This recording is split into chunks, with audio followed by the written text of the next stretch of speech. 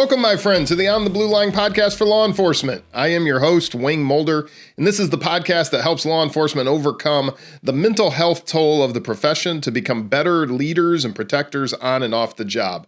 This week in the interview room, I sit down with guest Denise Schonwald. We talk about one of my favorite words, which is the word hope. She provides and describes to us what is the key to being a good officer, brother, sister, husband, wife, father, mother, whatever it is, whatever role it is that matters to you and what those roles are that you're called to. And she leaves us with the actionable concepts of self-therapy, mindfulness, and even describes how addiction often manifests itself. This is a vitally important episode, and you won't want to miss a minute. The On the Blue Line podcast starts now.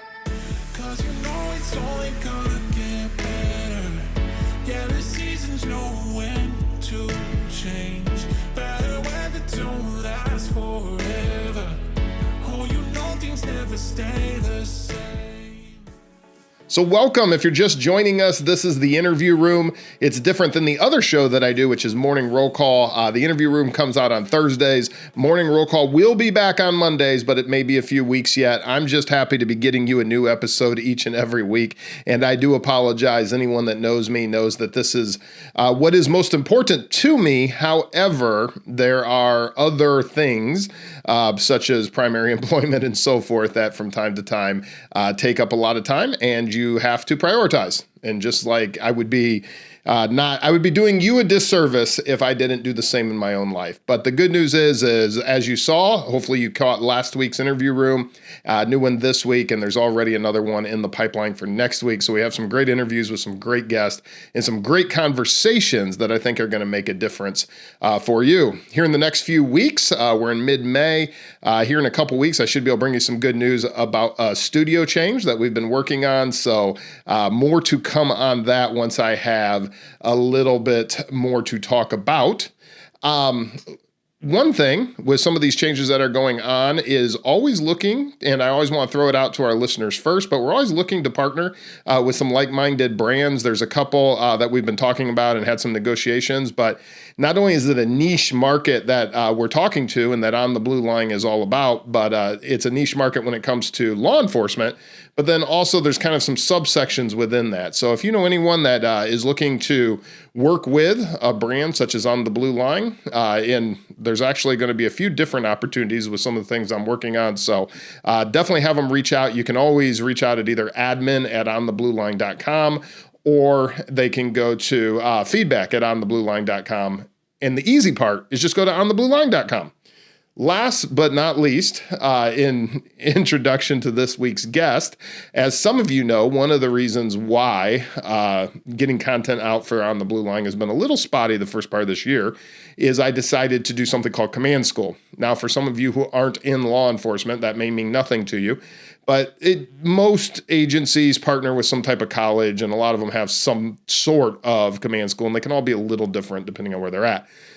And usually you can go through it, or at least with this one, you can go through it in 3 different types, right? So it's over a 6-month period, and you can go 1 week every 8 weeks physically to the class or via the internet these days. And you can do it for certificate. So all you do is that weekly class once every 8 weeks, and then that's all you do, and you get a certificate at the end that you've successfully completed it. The second option is you can do it for undergraduate credit. So you can, if you don't have your bachelor's degree, you can take the 6-month course, that 1 week every 8 weeks, do a couple small papers that you would do for your undergraduate, submit all that, and you get undergraduate credit for it. And then the third option is graduate credit. So if you're working on or desiring to work towards getting a master's degree, then you still do the same class every 6 weeks. You still do the same papers that the undergraduate is doing. But because we like to call it graduate, we throw a few more papers in there just for good measure. And that's what I've been doing. So that's been eating up a lot of time. And again, this is my focus, but having that degree benefits both the brand long-term and some of the things I'm trying to do in the educational space. So that's why I'm doing that and why it's eating up so much time. But as one of the things that we had to do for the class was to do some interviews, some high-level interviews, people in a command level within agencies. And I got to meet someone I'd never met before. I'm not going to mention any names. These aren't interviews that go out anywhere. These were just private interviews for scholastic reasons. But I got to sit down and meet somebody who is doing great things at their agency. And it was really a neat process of sitting down and hearing them describe leadership and what they've seen and done throughout their careers. But in that conversation, I was talking about the podcast, of course, and talking about some of the things that I was trying to do. And this person said, "Hey, you have to meet Denise Schonwald." And I was like, "Well, who's Denise Schonwald?" So he started talking and said, "Hey, she is doing some really amazing things. I've had her talk at the agency. You're just going to want to have her on your podcast." And a few weeks later, we made that happen. And now about a month later, I'm able to bring it to you. So this is a recent episode, recently recorded, good actionable stuff here. If you listen all the way to the end, and be sure to check out her website as well. There's show notes. If you go to ontheblueline.com, follow the show notes link, you can get all the information on what she's doing. She actually has these really neat posters that you can get involved if you're outside the law enforcement agency, or even within. But if you're outside and you're like, "Hey, what is something I can do to help?" She has these posters that spell out mental health on them. And these posters can be put up at agencies. It's all done through donations. So you would donate. Let's say you live in some state, Wyoming, Montana, whatever, Texas. So wherever you're at, within reason, if there's a lot of people in one geographical location, they spread out. But then they put these posters up at agencies, and they have QR codes and the ability for officers to see this poster every day that has this breakdown of an acronym that spells out mental health, and just it serves as a good reminder, but then also allows them to immediately connect. If they do feel they need to reach out and speak to someone, they can reach out to Denise's organization. So we talk about her book, which you're seeing right here if you're watching this on video, Healing Your Body by Mastering Your Mind. Denise is a practicing licensed spiritually based mental health counselor and has been a registered nurse for 30 years. She treats and has been involved in treating many disorders, including anxiety, depression, panic, grief, behavioral issues, trauma, marital and family issues. And as you can tell, those are all things that specifically also relate to the law enforcement environment. So she's been working in the law enforcement environment. Like I said, she's been brought in to speak and to work with people in a professional location not far from where I'm at. And I've only heard good things about what she's doing. And then now she's currently opening it up and offering video conference and therapy sessions via Zoom so she can take on patients across the United States and really internationally. So without taking any more time, let's get to this week's guest. You're going to love this one, Denise Schonwald. Well, Denise, welcome to the show. Thank you. Nice to be here. Absolutely. I'm so glad that mutual acquaintance, I guess, was able to put us together and has given us the opportunity to meet and to talk today. So I'm glad that it came together. Me too. So let me start with asking you a few questions that I ask everyone that comes on the show. Some may be applicable and, well, some may not be. But let me start with coffee or tea? Coffee. Okay. A little hesitation, so a little bit of both probably? A little bit of both. There's nothing wrong with that. Any favorite type of coffee as far as, do you like it black, or does it need to be like a cappuccino, frappuccino? It needs to be a cappuccino, and only 1 cup. Too much caffeine is not good for the nerves. Okay, very good. So where is your favorite place to have that drink? In the morning, I like to get up and go out on the lanai, and I have a bird feeder, and the birds like to come in the morning and get their breakfast, and I love to sit out there with my coffee and watch them. Very peaceful. Yes. That's actually what I probably miss the most about the North, is in the wintertime when you see more of the birds trying to get what's the easily accessible food from the bird feeders. So I certainly miss that. Yeah, my first hour of my morning, I start with meditating, and then I go outside, and no technology, no cell phones. It's my quiet time of the morning, and I really look forward to that. Yeah, that's and we'll probably talk more as we go through this, just how important that is to kind of have that moment to just kind of breathe in and enjoy life. Do you have a best or worst travel story? Oh my goodness. We were coming back from Israel, and we were getting ready to get on the plane, and they canceled the flight. It turned out that it was right in the middle of one of their holiest holidays. And so we couldn't get out for several days. And by this time, we had been there 2 weeks. So we were wearing a lot of clothes that we had worn many times. Right. And we got stuck there. We went the next day and we sat in the airport probably 12, 13 hours before we got out. Oh, no. So that was probably a challenging day, but we also got to know everybody on the plane and talked about what everybody had done while they were in Israel. So we got to meet a lot of new friends. So there's always a sunny side of a tough either vacation or a tough day. Absolutely. And I would say, with maybe a few exceptions, every time I ask that question, if I get a worst or if I get a disconcerting travel example, they always end in kind of the same way, that something good came out of it in the end, or miraculously it all just kind of worked out, which is always awesome. Yes, and it all becomes part of the adventure. Yes, it does, and I can attest to that. I've had some trips as well that were supposed to be a couple hour flights that turned into day and a half trips, so I fully understand. Mm-hmm. So obviously we have your book that we're going to talk about, but do you have a favorite or most meaningful nonfiction book, other than your own, of course? I love the book The Untethered Soul by Michael Singer. Okay.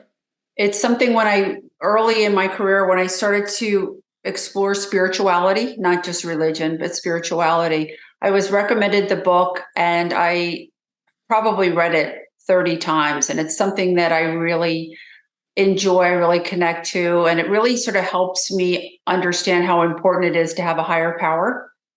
Okay. Yeah, I will definitely link that up. And that was one of the questions that I want to get to a little later, is kind of how important spirituality is and stuff in our journey and in our lives. So we'll certainly get to that. My final question of these type questions, which may be similar to the favorite place to have a drink question, but what is that place that brings you the most peace? Kind of that spot where you get to stop and breathe and enjoy life. Probably a lot of times I really enjoy being out in nature. I feel that's probably the time I feel closest to God or the higher power. And anytime I can be out in nature, even if I'm walking to the mailbox, I really try to be grateful for so many things that I have. I look into the sky, realizing that I'll never see the clouds in the same formation again. Yeah. And that makes me feel very much at peace. Yeah. I couldn't agree with you more. I definitely, that resonates with me. In fact, whether it's the beaches of Florida or the mountains of Wyoming or a million places in between, or like you said, as simple as just a walk to the mailbox on a cloudy day or a sunny day for that matter, it really resonates with us that, we're part of something bigger, which I think has a lot to do with what we're talking about. Yes. And I feel like when we get out in nature, the mind doesn't fight nature. Like we usually don't, if it's windy, the mind doesn't stress about that. The mind just sort of accepts that it's a windy day or a cloudy day. And when the mind sort of takes a back seat, that's when we can really sort of feel at peace. That's very interesting. I've actually never thought of that before. So the mind does not fight nature, because in that environment, it just feels normal. Am I saying that right? It just sort of adapts to what is. Same thing as when we go out on the beach. I mean, the waves are coming and the mind doesn't start to stress or fear. We just sit and accept the breeze, the ocean, whatever it is, and we feel very much at peace. And so what happens is the body rhythmically will get in sort of in sync with nature. And then we feel, this is why a lot of people like hunting and fishing for the same reason. Yeah. Well, and it's funny you say that, because obviously I'm from the Midwest and I have hunters in the family and so forth. And my dad wasn't, but there are others. So that is probably, even on years that we've not taken any game, gained any food, just sitting there in the cold woods in the fall. People think I'm crazy, but I love it for all the reasons you just said, because you do feel connected to the world. In fact, and probably even feeds into a little bit what we're going to talk about today, there are times that moment becomes so relaxing, literally fall asleep. In fact, I usually joke that that's when the deer all walked by, is while I was sleeping. But yeah, there's almost like just an intense calm that comes over the body. Yes. And what happens is the body actually goes into what we call parasympathetic. It's sort of resting and just being, as opposed to being stressed. We're not stressed because we're out in nature. It's hard to be stressed in nature. So the body will just sort of just rest and be, and that's when we feel at peace. Wow. Yeah, I've never thought of it in those terms before. Well, Hmm. before we kind of move into that, in fact, parasympathetic and sympathetic is something I want to talk about as well. But before we kind of start going down those roads, Hmm. let's hear a little bit of your origin story. I know you were a nurse in an ICU unit and so forth, but Yes. maybe just tell the listeners a little bit about you. Yes. I started off my career many years ago, over 30 years now, as a critical care nurse. So I worked in the ICU, obviously saw patients at their very worst, very close to dying or sometimes passing away. And certainly during those times was could be very stressful in the family. So a lot of family dynamics would come to this, dysfunctional family dynamics would come to the surface. And it's not a time usually when we're at our best. And I really learned a lot about not only working with the patient, but also working with families and understanding emotions and so forth. 20 years down the road, I realized that probably doing practicing nursing as I got older is going to be more difficult.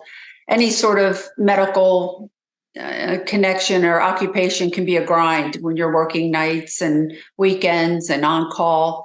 So I wanted to do something where I could still use my critical care skills, but not necessarily lifting patients and working till 2, 3 o'clock in the morning. And I went back to school to become a psychologist or as a mental health counselor.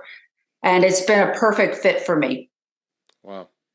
Yeah, that's amazing and such a blessing too to be able to do what you did. I mean, much like people will say like working in law enforcement stuff, like you see the worst of humanity, and sometimes I think you see the best as well. Like it's a really interesting dichotomy. Something you say in your book, and I definitely want we'll be talking more about it, and there'll be a link for the listeners. Healing your body by mastering your mind. But something you talk about in there that really resonated with me was even wanting to bathe some of the patients yourself and doing some of those what some might consider menial tasks or tasks that really allowed you to kind of consider the whole person in the moment and what they were going through. Am I articulating that correct? Or Yes, yes. It's very important sometimes. We have energies in our bodies that help us connect to each other. We have energies in the palms of our hands. So a lot of times when we shake hands or we put hands, we hug someone, it's not only a physical connection, but it's a very spiritual or emotional connection.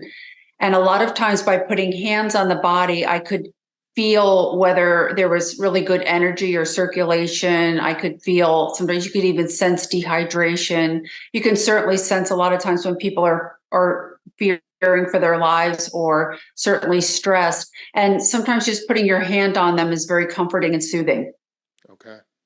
Yeah, I thought that was such a powerful illustration of just kind of the human connection to, Hmm. an environment like that when we think about ICU or we think about a traumatic incident or those kind of incidents.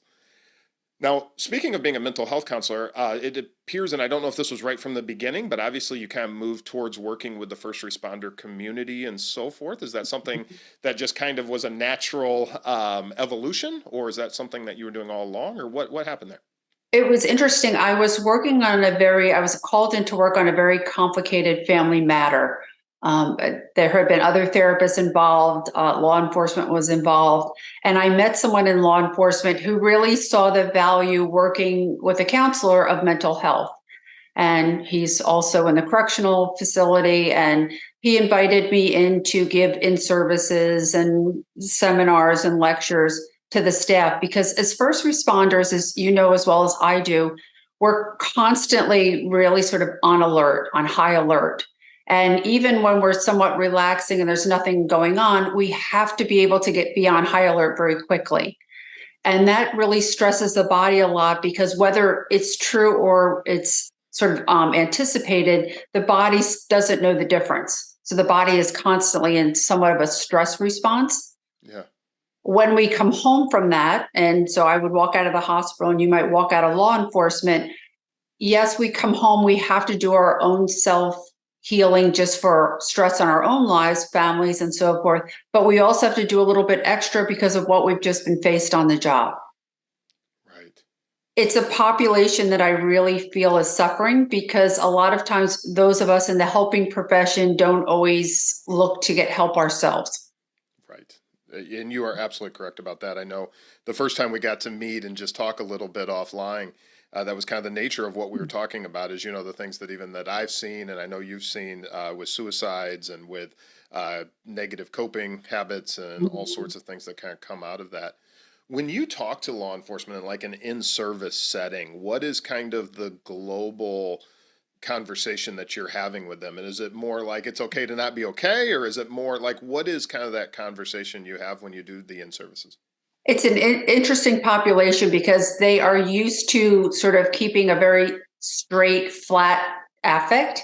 Yeah. And so they come because obviously that's mandatory that they come. They don't usually ask a lot of questions. They're usually not a whole lot of expression. Although I noticed that when I would go the second or the third time, some of them had remembered what I talked about the time before. So I know it actually gets in, but they're usually very resistant to come for help because sometimes people perceive that as a sign of weakness. Yeah. And it's actually a sign of strength when you realize sometimes that you're struggling and you really need somebody to sort of help you process some of the things that you're going through. Yeah, no, you're absolutely right. Fortunately, there's been a shift too, because early on, I've been in the career about 11 years, and you hear these horror stories of the early days where administrators and those who'd kind of come from this quote unquote old school mentality Mhm. didn't see it that way. And there was sadly a time where if people came forward and said, "Hey, I need help," it was looked at as a weakness and sometimes could even result in them losing their career or losing opportunities within the job. Yes, I used to see it with nursing also. A lot of the nurses and the doctors were outside smoking and very overweight and very stressed, working really long hours. And yet we were talking to our patients about the importance of health and wellness and taking medication and whatever that might look like. I just realized when I was an ICU nurse one day that 95% of the people that I was taking care of had actually been admitted to the ICU for not taking care of themselves. Wow. And That's I just thought it was an interesting discovery. Absolutely. And I kind of felt that as I was going through your book, that it really seems like kind of the premise is that so many of these, what we call chronic conditions, are in many ways preventable if we just start looking at the person as a whole being. Is that kind of Yes. what you would say? What happens is emotions that we experience, whether they're true or they're imagined, they get processed around different areas of the body depending upon what it is. An example I could probably give everyone that you could all relate to is when you're around somebody and you don't quite trust them. You don't know why, they're very nice to you and so forth. You feel that in your stomach. And you may say to a friend or a spouse or something, I got a gut feeling this person is not being truthful. And why do you have that gut feeling? Because that emotion actually is processed in the stomach. When we have trouble processing different emotions, fear, guilt, and so forth, depending upon where that's processed in the body, eventually the body will start to manifest physical symptoms. I have the ability of when I understand what's going on medically, because I also have that as part of my expertise, I can also almost rewind the tape and understand what emotions have contributed to that and why they're struggling physically now. That's really interesting. Mhm. Why is this always? I have a friend who she's very much into has had many of these same conversations with me, and we've Mhm. talked about many similar concepts. So I really reading your book was awesome because it really helped to drive home some of the previous conversations I'd had Mhm. with one of my Mhm. friends who I've actually had on the podcast before as well. And why is it, though, that there is such a block when it comes to chronic illness and kind of the way Western society looks at this? Why is this? Why is what we're discussing always kind of like the last resort or even the last consideration? It's not what we go to intuitively. Well, and I think what it is I don't know that many people connect how important our mental health is to our physical health. For example, something will go wrong physically, and a lot of times we don't hesitate to go to the doctor because certainly we're hurting or we have a symptom or we're suffering, but we've never really gone back to see what emotions have sort of contributed to that. We'll say something like, it runs in my family.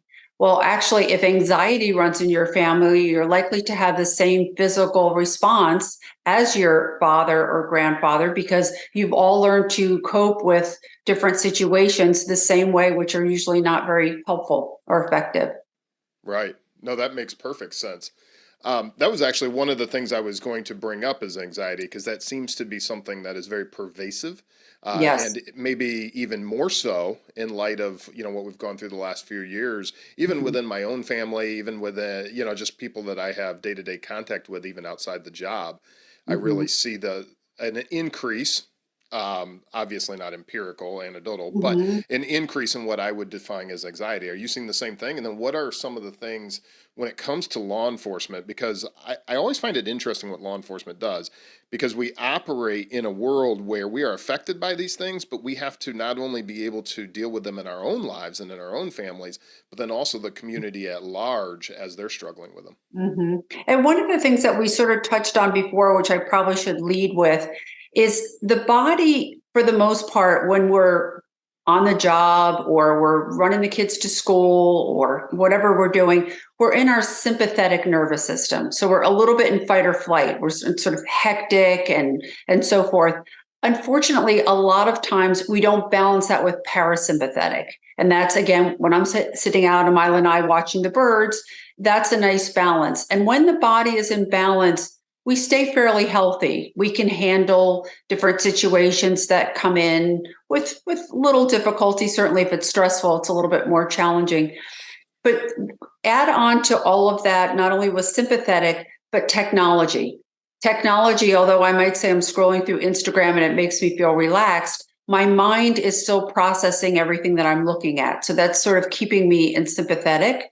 Yeah. So now we really have probably an overload of sympathetic type activities as opposed to not balancing it with sort of being and enjoying and so forth.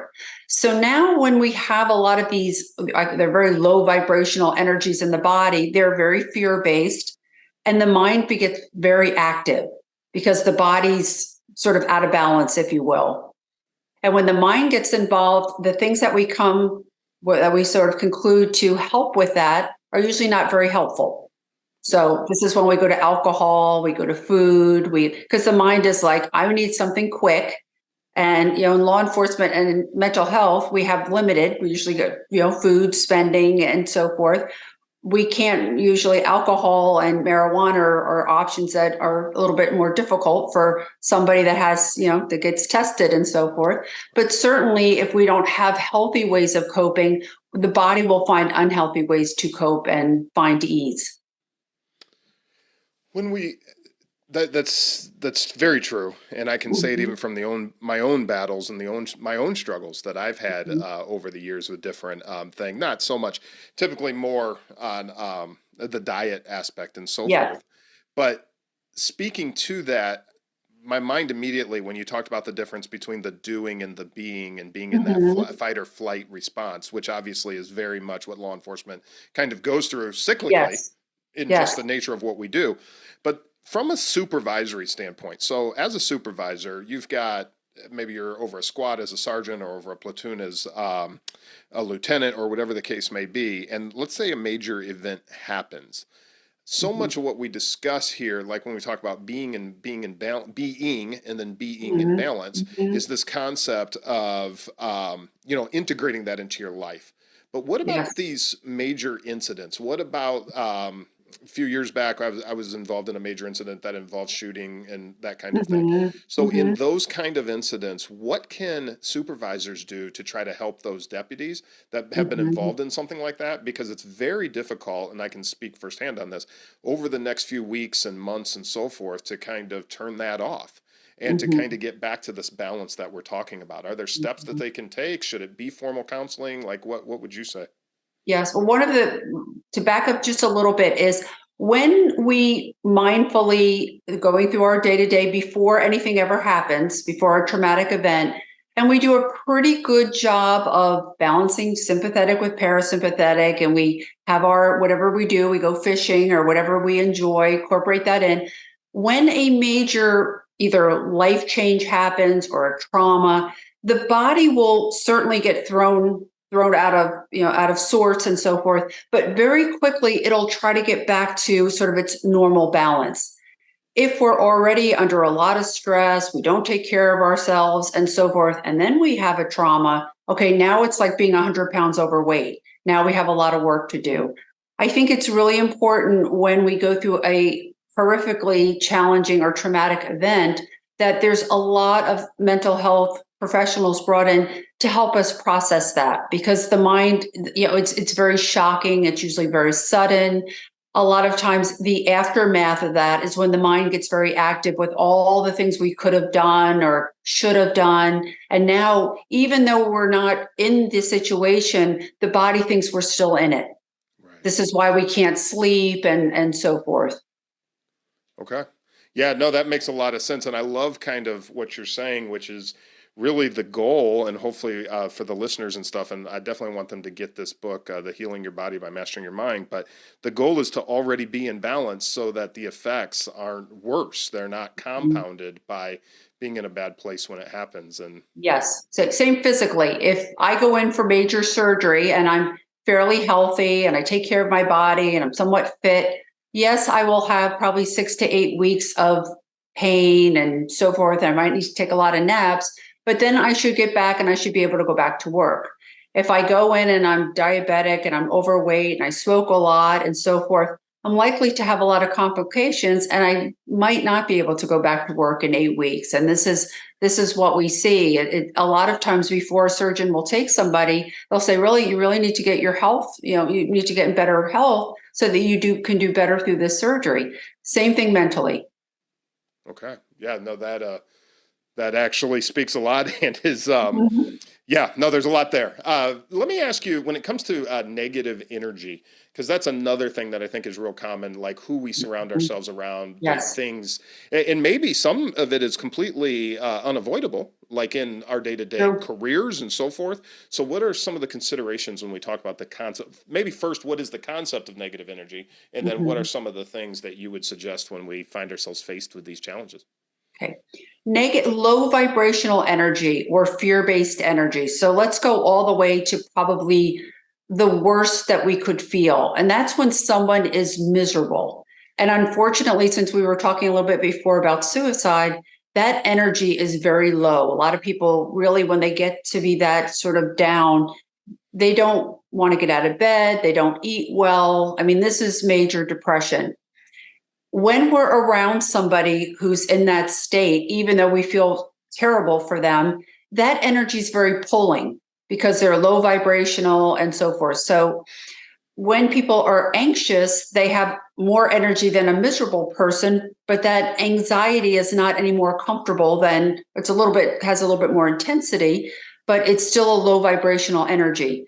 Maybe we get into guilt and jealousy and anger and our ego or something. Again, low vibrational energy is very pulling. In law enforcement, people are having problems. So you go in and you help, and there's a lot of energy and there's a lot of intensity, but it's exhausting because they're pulling energy and you're trying to help them, but they're also, it's almost like they have little cell phone chargers and they're plugging in.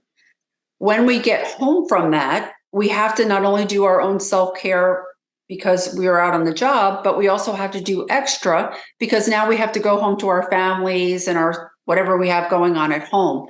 When I'm in a very intense session, I will make sure the day or two after I do even more than I probably just would if I had a, sort of an easy day. Okay. That makes a lot of sense. Now, how does that compare? Because another concept that was in your book that really struck home for me is this idea of chronic exhaustion. Is that Yes. typically like, are these similar concepts that we're discussing here, or? Yes. Yes, these are again very low vibrational energies in the body. So again, they don't have a lot of momentum. They just sort of, it's almost like mud or it's really heavy and so forth. And you'll know that this is really sort of a state of being emotionally when you've slept all night and you're exhausted. Yeah. And no matter what you do, and typically watch what the body does. The body wants more caffeine. The body wants an energy drink. Watch what the body is trying to correct itself. Usually wants sugar and carbs. We want to do something to feel better, but the body's trying to say emotionally, I'm not in a good place. Guilt and worry are very hard on the body. And they're our favorites usually. Yes, that they absolutely are, and definitely can be challenging. And something that I myself have seen not only in my own life but in the lives of those in my sphere and over the years. Question though, when we talk about dealing with these things like chronic exhaustion and stuff, so is it Mhm. all come back to this concept of balance, or are there other things that we can Mhm. do? Because I I can almost hear somebody saying that, well, I'm too exhausted to take care of myself, or I'm too exhausted to, Yes. so it's almost like this circle that they're creating. Is that Yes. Yes. So I guess the question is, how do we get more high vibrational energy in the body so that we don't feel exhausted? And this is where a lot of hobbies come in nicely. If you decide to go to a therapist, hopefully you're in the mindset of being willing to talk to somebody, being willing to do something different. It's really the key to whether or not therapy is successful for you or not. That brings high vibrational energy into the body because it brings hope. yeah? We get high vibrational energy with our relationship with God. A lot of times, if you can give something to God and you can surrender, the body feels relief, and that makes us feel happy. Yeah. Gratitude or gratefulness can bring a lot of high vibrational energy into the body. And it gives, again, it can make us happy. Connecting with family can make us happy. I So love that. these are things that we need to incorporate into our lives that make us feel joy, fulfillment. Certainly, our passion in law enforcement and with me with mental health, that's part of it's very fulfilling for us. Certainly has its challenges, but it also has, the parts of us, it brings in the part of us that gives us purpose and meaning. Yeah. No, I love the word hope. That's something that even when I've talked to newcomers to this career and so forth, that word is really got a lot of power to itself as well, Mhm. because that's really the sometimes what overcomes a lot of the negative and the unknown and the anxiety and all these things that we're discussing is just having hope into Yes. what tomorrow can bring. Um, Yes. so when we talk about spirituality, kind of not shifting gears, but kind of just Mhm. migrating to the next side of this, when we talk about this concept of spirituality, obviously, and you kind of touch on this on the book, some people are immediately, they want to put their hands up, I'm not a religious person, or I'm not. Mhm. But how important is kind of this concept of spirituality when it comes to part of being the whole person? Yeah. One of the questions when I first meet someone, I'm trying to understand a lot about them. And I will say something like, do you consider yourself religious? And if they say, yes, I'm whatever faith based and so forth, I will incorporate that language into helping them mentally. If they say, I'm not religious at all, I usually can get them to sort of be neutral about whatever the universe is doing. Because when the universe or God, whoever you would like to give credit to, when we need to learn something, it has to come in by the way of some sort of, and I would say suffering, but something to create awareness. And so, although we shouldn't look for problems, we also it's helpful if we understand that problems in our life give us growth, give us meaning, and also hopefully help us to be more grateful for things that we have. Yeah. When we have a faith or we can give our attention or surrender to a higher power, it takes a lot of pressure off the body because the body doesn't know how to be perfect. The body doesn't know how to control. And so, even if we can let go of something, we sort of give it to a higher power, or we give it to God, and that gives us a lot of ease and relief. Wow. Yeah, speaking again anecdotally, I really see the power in that. That there is, especially for certain personalities, and obviously law enforcement draws in a lot of type A personalities and a lot of Mhm. people that want to be in control. And I can see how a lot of these behaviors, even within my own life, things that I've had to overcome, where you really, by trying to be in control of everything, you're really in control of nothing. Very true. They call that a paradox. Yes. Hmm. Yeah, and then it leads to exactly what we're talking about in these negative type behaviors. But to be able to take a moment and to just kind of give it to somebody, or Hmm. whatever that your belief system is, I definitely you almost feel like just the shoulders relax, and you just feel like a weight has been lifted from you. It's true. And certainly in the professions that we're in, our hope is to help and guide and help with safety and help keep people protected and so forth. But we're limited. because we have a lot of other external circumstances and we can't always prevent things. So what I do is I sort of hold myself accountable to do the best that I can, and then I let go of the things that I can't control, and that sort of helps me not get burnt out. Yeah, I think that's wonderful. And I think that is something that is so like fundamental and can just be so life changing for us. Mm-hmm. Let me shift gears just a little bit. We've been talking very internally to us as law enforcement officers or as first responders or those in the ICU and so forth. But speaking externally, we're obviously, I saw you were on the TIR Talk podcast. And Mm-hmm. that was a good interview. And Mm-hmm. one of the things that it really had me thinking about was just this idea that not only are there our own internal mental health concerns, but we're obviously dealing with what some would even say is kind of almost a pandemic of mental health issues, concerns, substance Mm-hmm. abuse issues out on the streets. And having worked in the behavioral health intervention Mm-hmm. side of things, I understand kind of what we're seeing out there.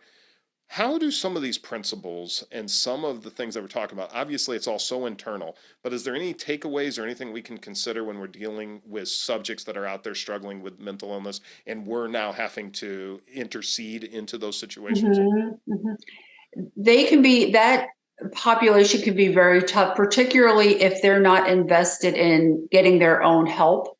Sometimes they're not as compliant with their medications as they need to be. Sometimes they're not willing to do a lot of the work that it takes to stay mentally healthy. What I see, particularly in a lot of families or even couples, is they function dysfunctionally. And so you may have one person that's got a lot of problems and they meet somebody else with a lot of problems. And unfortunately, it's a wonderful connection, just not the healthiest. Now the problem becomes a little bit more complex because you have multiple family members. And one thing that I know is it's almost like a puzzle. It always fits together when I'm learning about a family. Like, how did this outrageous behavior become tolerated? Well, you have a lot of people that also sort of nurture that behavior for whatever reason. The only thing I can suggest, as far as those of us that have to come in and sort of help as best that we can, is we have to realize that that energy is very pulling and we can't do more than they're willing to do for themselves. And Okay. that's really where I sort of give them a lot of accountability. And I say, listen, I can't work harder at this than you're willing to work. I will give them resources and I will give them some guidance, but I'm not going to get so enmeshed in this that all of a sudden I'm taking on all of their problems as my own. Okay. No, that makes perfect sense. And I think it also kind of comes down to what's been really a theme through this entire conversation is that self care on your end, because when you're out there helping others, taking care of others, the better position you're in, Mhm. the better you're going to be able to do that without, like I like how you keep using the term being pulled into that negative or fear based energy. Mhm. Yes. Uh, In fact, I've heard that with law enforcement, one of the most dangerous calls is domestic violence or Very some true. sort of domestic disturbance. And what happens is you've got a lot of negative energy and they're feeding, it's almost causing an explosion. And then you come in and try to sort of neutralize that, and yet what you realize is they're very committed to what they're doing because they've probably been doing it for many months or years. And although you're trying to help, it's also what's sort of connecting them together. Yep. You are absolutely right. In fact, for the listeners who aren't in law enforcement, that's exactly what makes them so dangerous is Yes. because one of the parties calls you, you show up and you're in the middle of this incident and you have to make a decision and maybe they're what you determine to be what we call a primary aggressor. So they're the ones that battered Mhm. the other subject or whatever. The minute handcuffs are put on that person and they're taken into custody, many times the other person will turn on you Yes. almost in a minute, like you're saying, and Mhm. they just well, I forget the exact verbiage you used, but I love it. But functional at being dysfunctional or whatever. But Mhm. that is Yes. exactly what's happening, and yet they turn on you, and that's part of what makes it so dangerous. Yes. And I also, believe it or not, see it in mental health. So I'll be seeing them, and all of a sudden now I've become the enemy. And I'm thinking, I'm trying to help. And all of a sudden, it's something that I have said that they just get offended. And so then all of a sudden, and this is exhausting because you're trying to help, and yet you're getting caught into like a cyclone of dysfunctionality. And that's when I really sort of have to sometimes even take a day off or a half a day off or a couple hours off and just sort of try to recover from that, because it's really tough, not only physically, mentally, but also spiritually. Yeah, oh, absolutely. And that was something Mhm. we were even seeing in dealing with officers who are on the front lines of dealing with mental health and our behavioral health intervention teams, is that they need that decompression time. Like there was more of an allowance for, what, they're going to need a couple days off, or they're going to need, just Mhm. because of constantly being in these situations where, like you said, the negative energy is kind of pulling you in, or that fear-based energy. Yes. And when there's substances involved, now they get, when somebody is sort of caught up in addiction, they lose their ability to feel empathy. And so not only are you dealing with a substance that is very unpredictable, you're also dealing with someone who doesn't have quite the rational mind. And so then you're almost in like a little bit more of a dangerous situation, because the substances are now causing even a more complex problem. Very stressful on a person trying to manage that or navigate that. Okay, and I definitely want the listeners to go to your social media. I noticed you had an article on there about the link between substance abuse and mental health. Is that kind of the foundational argument of that? Is that one kind of feeds the other, or? Well, certainly any sort of addiction, when we get caught up in it, we get very, and it's an overused word, but in this case, I hope it's appropriate. We get very narcissistic. So that becomes what we have to have. And unfortunately, with substances, and I've seen this, I did a whole year specializing in substance abuse. They'll pick that substance over, they'll take pain medicine from their grandparents who are dying. I mean, there becomes no conscious of my poor grandmother suffering, but the focus is I want my drug and so forth. This can be a very dangerous mindset. Probably 95 to 99% of people that are incarcerated don't have that ability to feel remorse or empathy, which is why they continue to break the law and feel like rules don't apply to them. When we're dealing with that population, we are sort of in the ultimate danger, because not only are they unpredictable, but they also don't feel bad about hurting or harming someone. Yeah, Very stressful. it is, and it's stressful on families. I mean, again, I can speak to different things I've seen that would Mhm. very much establish exactly what you're saying. Again, things that I've seen in my own sphere and circles. So yeah, it's a tragic thing, and a lot of times they become almost self-fulfilling type prophecies, or however you want to term it, but Mhm. where it just kind of rolls Mhm. into itself, and sadly one feeds the other, and it's very, very difficult to get people out of it. Yes, I feel like even correctional officers are even more heightened, because at all times, they're always have to be on high alert, because there's a lot of manipulation. They certainly don't want a lot of them to get behind them, because you can't trust. And can you imagine the constant high alert state when you have to do that for 12 hours or 8 hours or however long the shift is? Yeah. Oh, I actually can't. Well, I can imagine it as a writer and as a creator and so forth. But Mhm. as far as having to do with it, it's very difficult. My brother is actually in corrections in northern state, and yeah, God bless him. I don't know how he does it. That is a completely different type of law enforcement work, because at Yes. least we're fortunate on the street, and when you are out in the community, yes, you may get it, in some ways people are like, oh well, it's more dangerous, and whatever, that's an argument we can have at a later time, Mhm. but you at least do get more of a break at some point. You're not Mhm. always in that physical environment. You can Mhm. remove yourself typically before the shift is out, to a different physical place. In fact, kind of to how we started this entire conversation, one of my favorite things to do in working nights is to go to where a new, because there are no open land anymore around here, it's all new subdivisions, but go to where they're building a new subdivision and just go out there and stare at the stars and just kind of have that Mhm. moment in nature during Mhm. the shift to kind of decompress from some of the things that I've seen and so forth. And you definitely do not get that in the corrections environment. Hmm. Yes.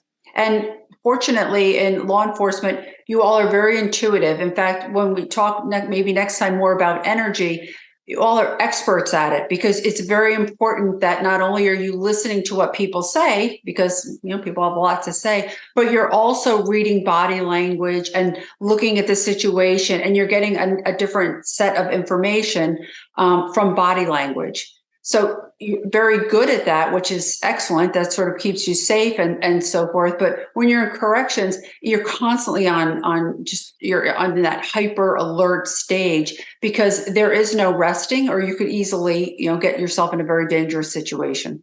Very true. Well, switching gears to one more thing here as we start Mhm. nearing the end, I have to ask, because in the book you tell the story of Max, the therapy dog. So I have to ask about Max and a little bit of that story. And then I think Henry has made an appearance on here. So if they're watching the Yes, video. yes. He's So, waiting patiently, wagging his tail. So I'll bring him on camera. all right. So please tell us about a little bit about So I'll Max. tell you about Max and Henry. Please. Uh, when I first went into practice, I really felt it would be nice to have a therapy dog. And at the time, it was our family dog, Max, and he came to the office with us. And it was funny how people would pick me as a therapist just because I had a dog. So I wondered at times if I even needed the schooling, but nevertheless, I had that also. And he worked with me for about 15 years. And as he got older and he passed, I got Henry. And Henry he's 3, and he works alongside me. I see clients in my home. I also see them virtually, but he is quite supportive and loving, especially when someone's going through a trauma. An animal can also very sense that. Animals and children are very good with energy. They can pick up energy very quickly, and he's very empathetic and he's very soothing. So they enjoy him a lot. I'm going to grab him really quick. He's right here. Please. Yep. Here, babe. Oh, good boy. Oh, goodness. This is Henry. Too cute. And definitely for all the listeners, be sure to be watching this on YouTube or on Rumble so that you can check out Henry here. That actually was kind of one of the questions I was going to ask about, and I think you answered it in the end there. But so, like within behavioral health, obviously therapy dogs were coming in and so forth. But is that why there's been such a resurgence and such a push towards having therapy dogs? Is just kind of how they sense these energies and so forth, or? They do. Not only that, but when you're coming in to see a therapist, a lot of times, again, you're sort of in sympathetic. You're fearful, a little worried. Maybe they're going to ask me something. I'm going to be embarrassed. I might have to bring up something that's painful. But then you have an animal that comes in and sits on your lap, and you start petting them. And that will cause the body to shift to parasympathetic. And so now you're feeling a little bit more at ease. I also use a lot of aromatherapy. So I'll have infused maybe some peppermint or some lavender, because I'm trying to get the body to shift. And certainly they're nervous around me. They're not really sure they even want to be there and so forth. So I'm doing everything that I possibly can to create ease, which is why I really have to worry about or be concerned with my own mental health, because if I'm on edge, they're going to sense that. Makes sense. Yeah, very, very cool. And I know that it is funny, like you said, about saying of the dog and not even necessarily needing the credentials, because it feels that way too. Like the detectives feel the same way when they have a dog assigned, that everyone's like, where's the dog at? That's not even so much the fact the detective is there.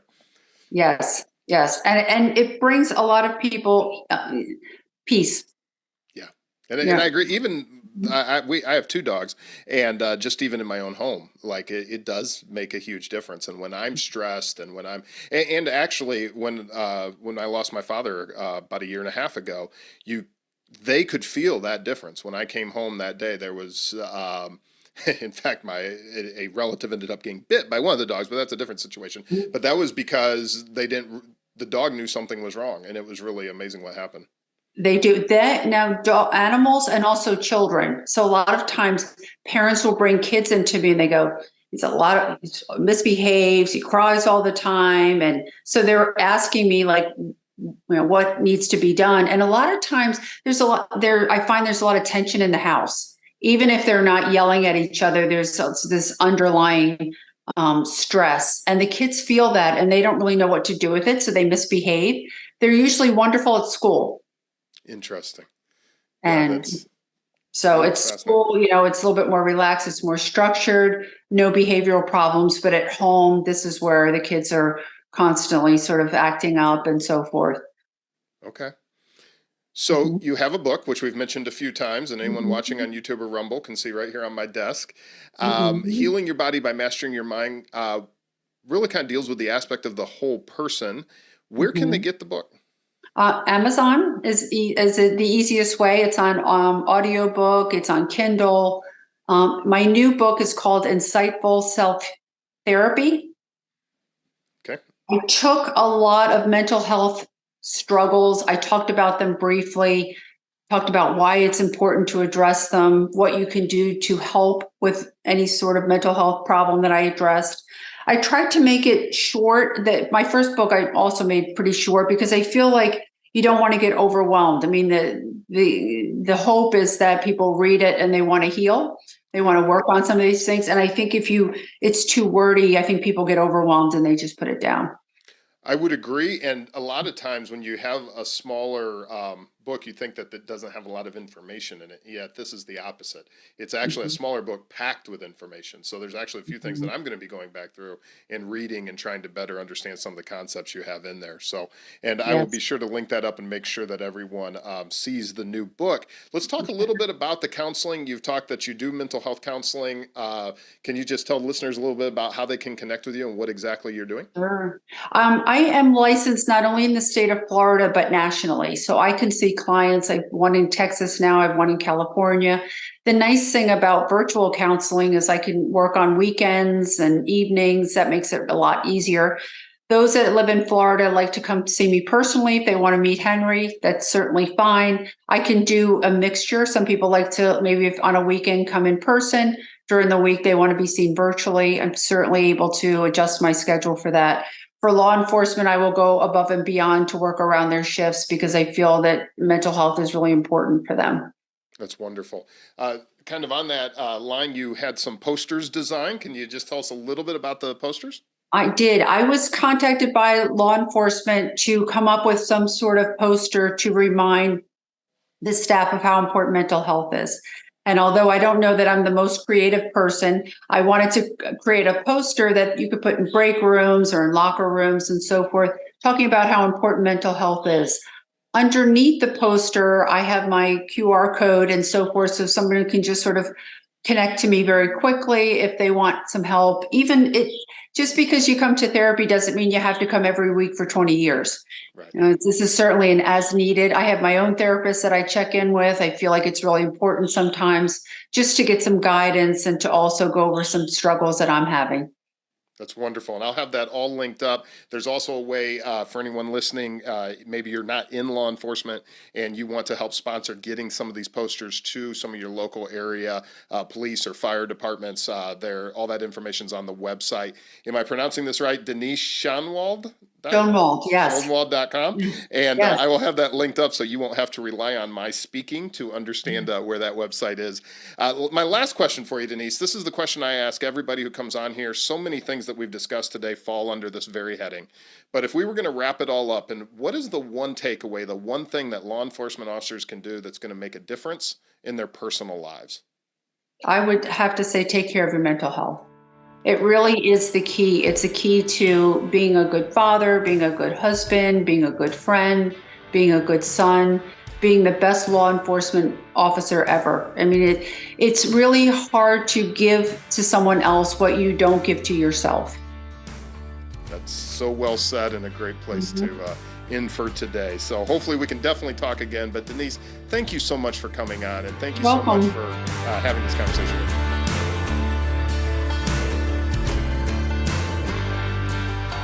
So how was that? I hope you enjoyed it. Thank you so much for watching or listening to this week's podcast. Every episode, you can get those show notes that I was talking about at the beginning by going to On the Blue Line. It's ontheblueline.com, and then it's /show notes, or just follow the links. And of course, we are on social media. Pretty much most of them, it's On the Blue Line podcast at On the Blue Line podcast, and Twitter is On the Blue Line and the number 1. So that does it for this week. I hope you enjoyed it. I'll have another episode to you next Thursday, but in the meantime, I'll see you out there on the Blue Line.